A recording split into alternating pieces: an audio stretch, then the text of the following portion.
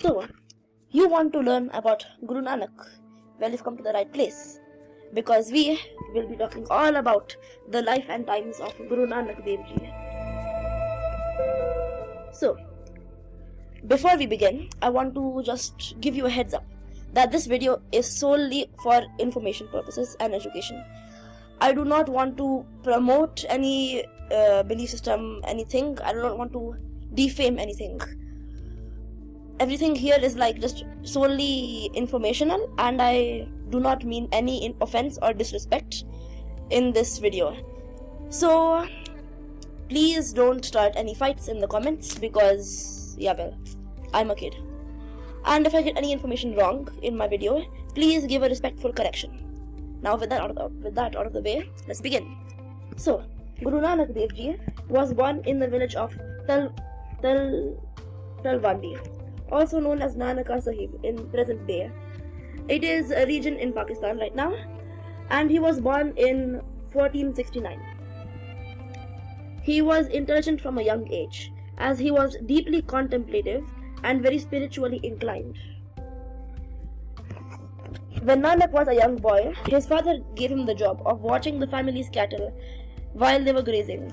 As a shepherd, Nanak would sink into deep meditative trances, because of which many times the cattle would stray into the neighbors' fields, causing damage to their crops. This used to upset his father, but with the passage of time, the villagers started noticing how peaceful Guru Nanak would look when he slipped into these meditative trances, and they were slowly getting more and more convinced that he would grow up to be a great saint. Once his father gave him some money and asked him to buy some items which could be sold for a greater profit. Guru Nanak left to carry out his father's instructions, but on the way he had to cut through a forest where he saw several Rishi Munis resting in the shade of the forest. Guru Nanak went over and began talking to them, asking them why they looked so frail. It turned out that the Rishi Munis ate food that was given to them and had not eaten anything for the past few days. Guru Nanak was greatly saddened upon hearing that, and he gave the money to the Rishi Munis. He gave them the food so that the hungry men could feed themselves. When he returned home, though, his father was furious, but Guru Nanak maintained his argument that he had done what was right.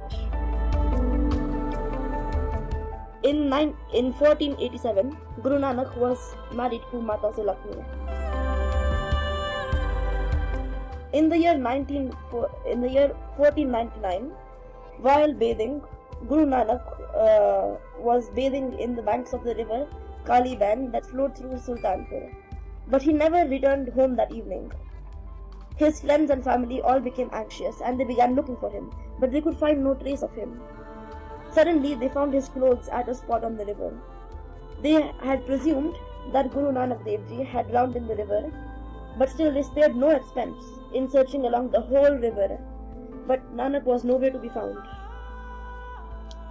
There was nothing more to be done, so the villagers gave up their search for him. It was 3 days later, when everyone was trying to return to their normal lives, that Guru Nanak suddenly came back home, as mysteriously as he had disappeared. But Guru Nanak would not speak to anyone. He would not answer anyone's questions about what had happened and where he had gone. It was the next day that he had spoken. I shall follow God's path. The path which I follow is God's. He claimed that 4 days back, when he was on the bank of the river, he was taken to God's court. There he was offered elixir, and God said to him, "This is the cup of adoration of God's name. Drink it. I am with you. I bless you and raise you up. Whoever remembers you will enjoy. Go rejoice in my name and teach others to do so." From that point onward, Nanak was known as Guru Nanak, and this was the birth of Sikhism. After enlightenment, he gave away all of his belongings to the poor and gave up all his worldly pleasures. He wandered from place to place, teaching and preaching about God. He went everywhere. He wandered to many places to spread his message. Look at the long route. He went right up to Assam and Bengal in the east, Tamil Nadu in the south, Ladakh and Kashmir in the north, and even to the Arabian side, like this place, Baghdad, Medina, and even the faraway city of Mecca. He visited all those places so he could spread his message.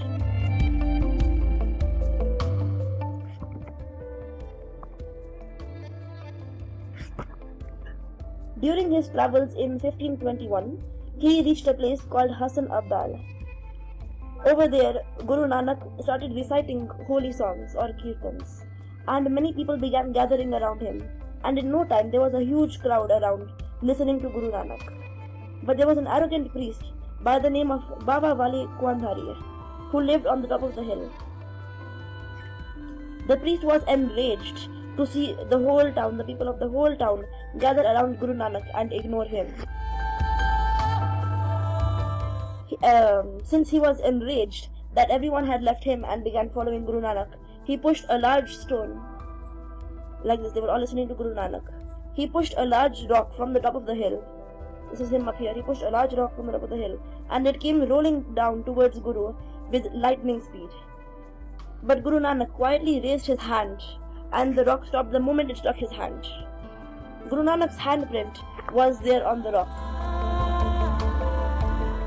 Guru Nanak's hand has since then been carefully preserved. The handprint which you can see in this image, it has been carefully preserved for everyone to see. Guru Nanak was also highly against the caste system. He believed that all living beings are equal and there should be no distinction between castes. He also explained to people the importance of meditation. All of the money that Guru Nanak was given as offerings was either used for himself, to distribute among the poor, and also to maintain a common kitchen where people of all races and all religions could eat. This practice is also there in Gurudwaras today. It's known as the langar. The langar is a common kitchen where everyone can eat.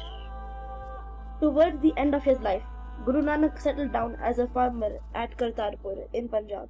He would very efficiently divide his day between tending to his farmlands and in speaking to all the people who would come to hear him.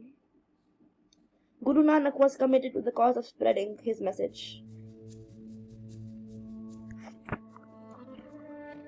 And he named his successor, Guru Angad, his successor, shortly after, in the September of 1539 at his home, at the age of 70 years. So when he was 70 years old, at his home, he chose his next successor, the second Guru of Sikhism, Guru Angad. Hope you enjoyed today's video. That's enough for today, and I hope you subscribe. Bye bye.